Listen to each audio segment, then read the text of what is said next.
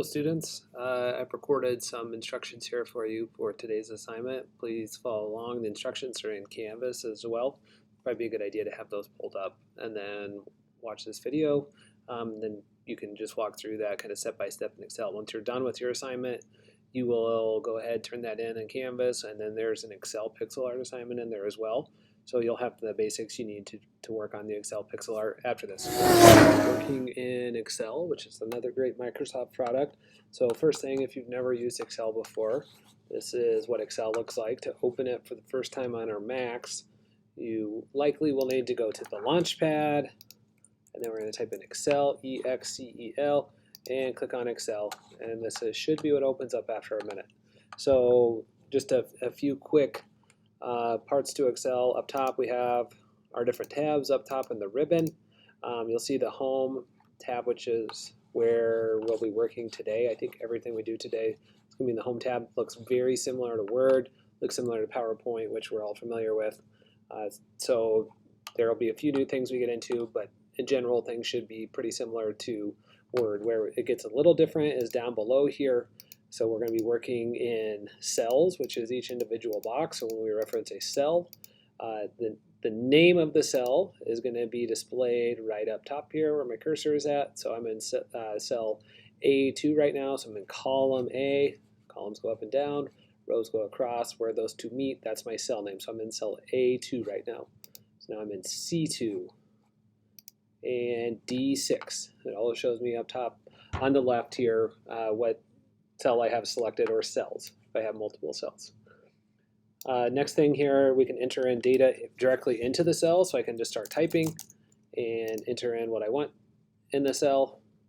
The other option we have, we can use the formula bar up top. I can click there and enter information there. It's going to work the same for everything we're doing right now. When we get into some more advanced functions and formulas, we'll have to do things a little different, but for right now, that's going to, either way is fine. So what we're going to be working on today is the Excel practice assignment. This can be found in Canvas, the instructions. I would recommend doing a split window and kind of having the instructions pulled up next to Excel as you go through it. The other option would be to have this video going as you're going through Excel and have the instructions pulled up if we need them. But I'm going to kind of walk through step by step how we do this, since this is our first activity that we're doing in Excel.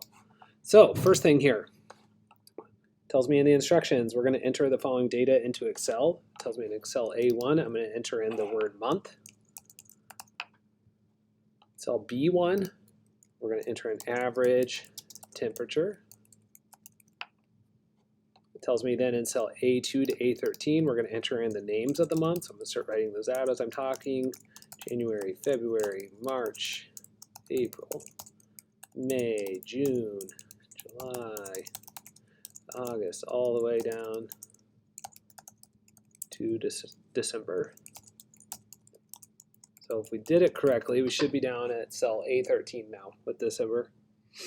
Next to that, we're going to enter in the average temperatures in cells B2 to B13. What's kind of tricky though is they're listed in the little list down below that. It tells me January was 15, so I'm going to enter in 15. Do not enter degrees, do not enter a degree symbol, or else it'll mess it up when we go to make our graph here in a little bit. So we go 15, 27, 45, 58, 64, 72, 79, 83, 78, 57, 42, and 33. So now we have all our data. That's all the data we have on this assignment. So that's the only things we're going to be entering in. The rest of it, we're going to be doing some formatting, and we're going to be interpreting the data with some charts. So what I need to do for my formatting, it tells me format the cells in A1 and B1 to be bold and centered. So I'm going to select A1 and B1. You'll notice that this average temperature is carrying over into that next cell, but when I click there, it's blank. That's supposed to be blank. That just means this cell is not big enough to hold all the text, so we're going to fix that in a minute. So for right now, just worry about A1 and B1. We're going to do bold, which is right underneath my font name, same as in Word. And we're going to do center align, which is right here on the right, so center text. It tells me format B1 to do wrap text. So what wrap text is it's going to automatically resize that cell to be the correct height so that I can fit all the text in there. So So my wrap text button, we're still on the home tab. It's going to be right over here where I'm going to click wrap text. If you notice, it splits off that last letter. So that's where we need to make this cell a little bigger. What's tricky, I can't just make this cell bigger. I need to make that whole row, or sorry, whole column a little bit wider. So if I hover between the B and the C, that's where I get this cool little double arrow pop up. I hold down my mouse, drag it to the right a little bit, and it's going to auto size that and make it the right width that we need to fit everything. So it's not cutting off that E in temperature. The next step, it says format B2 to B13 to be center and change the font to blue. So I'm going to hold my mouse down on the top cell I want to select, hold it, and then drag all the way down to the bottom. What we don't want to do, what's commonly done, is I click on the cell, I come over here, and then I try clicking again. If you notice, it's not selecting more cells, it's actually trying to move my current cell. So I'll show you what happens. So I move that data over here. And so make sure, what I think works the best is just to click somewhere else in a blank cell, come over, select our top cell, hold the mouse down, don't click and then click again. Hold it down until we get to the bottom. So now I have all those selected. So now we're going to center that and be blue. So my center is going to be right here, center text, and then the font color is the exact same as in Word. It's going to be that A with red line by default, and then I'm going to change that to be blue. Then it tells me format column A to fit all the month's names by enlarging the width of the column. If yours is like mine, it probably fit all of them, but I'm going to make it just a little bit wider. So go between the A and the B up top, make it a little bit wider, make sure everything fits, and then we're changing the words to be red. So I'm not going to select month, do an A2 to A13, go to our font color, we're going to change that to be red. On the back page now, second page, if we're following along in Canvas, we should have everything done through the top there. So it tells us we're ready to insert a column chart. So it says select cells A1 to A13 and B1 to B13. So I'm going to click on this top cell, hold my mouse click down, don't let go, and then click again. That's how we get messed up. We're going to select everything. So the word month all the way down to that bottom 33. We're then going to insert a 2D column chart. So this is, I think, the only thing we're doing outside of the Home tab. We're going to go to Insert, and then this is our charts here in the middle. And our column charts are right next to recommended charts on the top. We get column, and then you can use probably just this first 2D column chart. It's going to work the best on this one. So I'll click that. I now have my column chart. Talk real quick the benefit of doing this. It tells me to move the graph to the right of the word, so we don't want it covering up our data over here. So if I look just at my numbers, it's kind of hard to tell, what a trend is. So when's it cold? When is it hot? I could kind of look and be like, okay, it's really hot in July. It looks like August is a little hotter. Then it starts getting cooler. It takes us a little bit to think of that. But if we were to come over and look at this chart, I can be like, okay, it's going up from the beginning of the year all the way to August, peaks and starts coming back down. So that's where charts are handy. They let us identify trends in our data. So we now just have the challenge at the bottom. It says change the graphs formatting to be a different color or background color. So to do that, I click on my chart.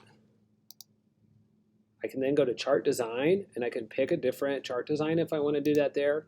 Or I can also go to format. I could change my fill color, which is the background color. I can change my font color over here if I want to do that. I think I'm going to do a chart design. I'm going to do change colors. And let's try to find one that's kind of cool.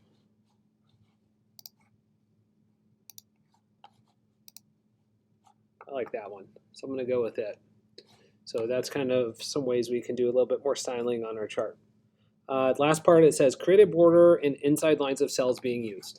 So what this border does, if I were to go print this right now, do File, Print. When I look at my data up top, I know it's kind of small, but it's kind of hard to tell which month goes with each temperature because we don't have those borders.